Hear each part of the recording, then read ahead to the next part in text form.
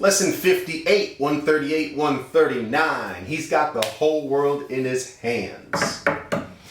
This piece reviews the 1, 4, and 5, 7 chords in the keys of G major, C major, and F major. It also reviews syncopated notes in preparation for The Entertainer from Scott Joplin's library on pages 140, 141. That is the next lesson, lesson 59.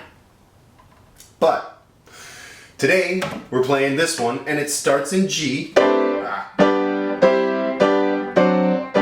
it goes to C. Then it goes to F.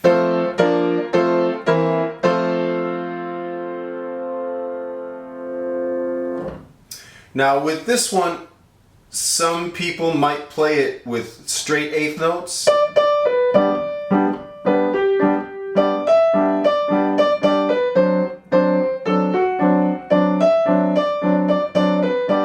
I think it feels a little better to have a little swing or a little long short to it.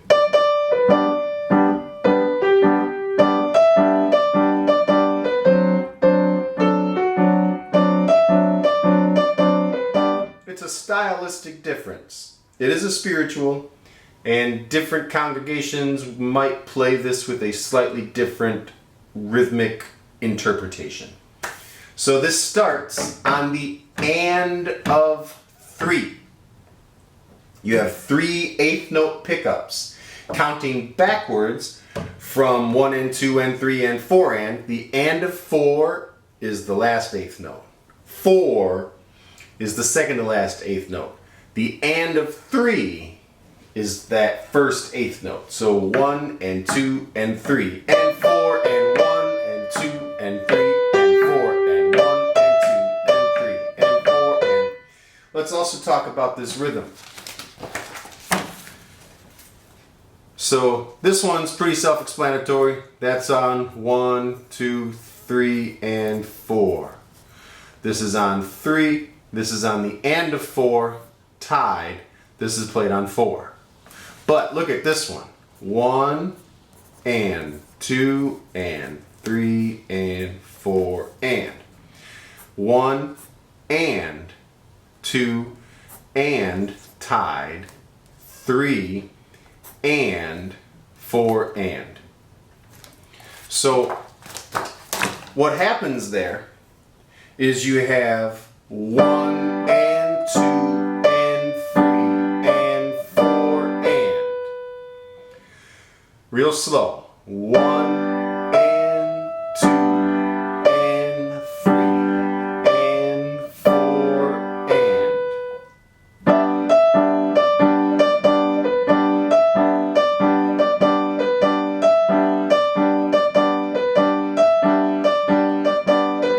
That's a rhythm that you need to get real comfortable playing.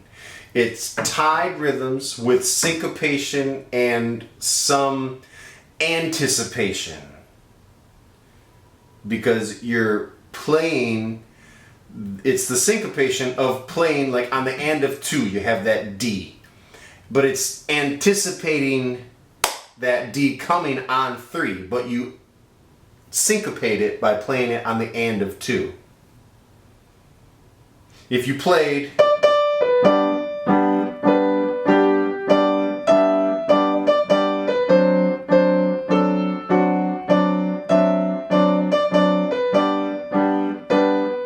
everything on the beat, it sounds funny, feels funny, it doesn't feel like the song. You have to have that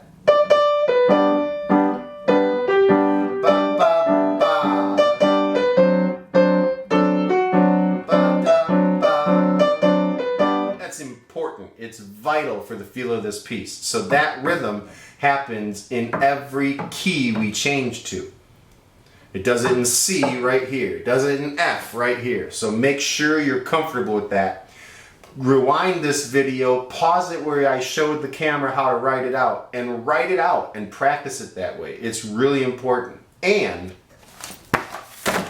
this one at the bottom, this is an incomplete measure, right? So we have a half note that's 1 and 2 and 3. Here's and 4 and. 1. Now this comes on the and of 1, and it's a quarter note. Now I don't think we've had quarter notes on upbeats yet, or ands. So that is 1 and 2 and. 1 and 2 and. 1 and 2 and 3. 1 and 2 and 3. Be very careful that you don't put each of those as quarter notes. It's 1. Every time it does that at the end of the C major section, and it's not there at the end of the F major section because they draw it out, so you have this nice.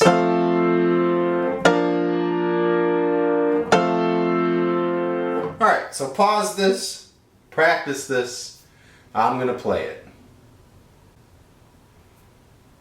I'm going to give you 1, 2, 3. Ba-da, ba-dum. That's the pickups. 1, 2, 3.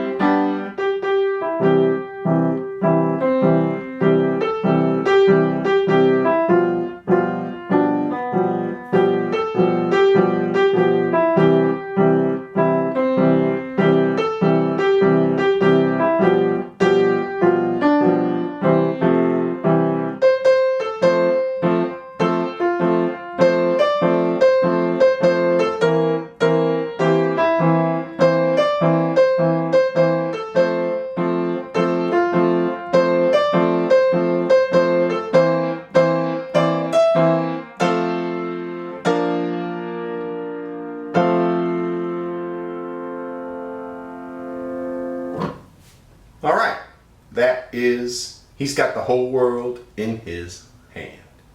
All right, make sure your left hand is rock solid. You notice these are the quarter notes, and I have this so ingrained that my left hand is just kind of like super repetitive. It's what we call metronomic.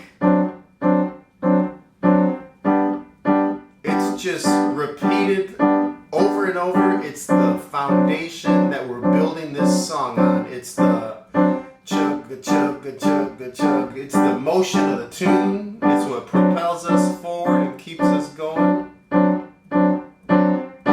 So make sure your left hand is rock solid. All right, any questions, let me know. That is, he's got the whole world in his hands with 3 key changes.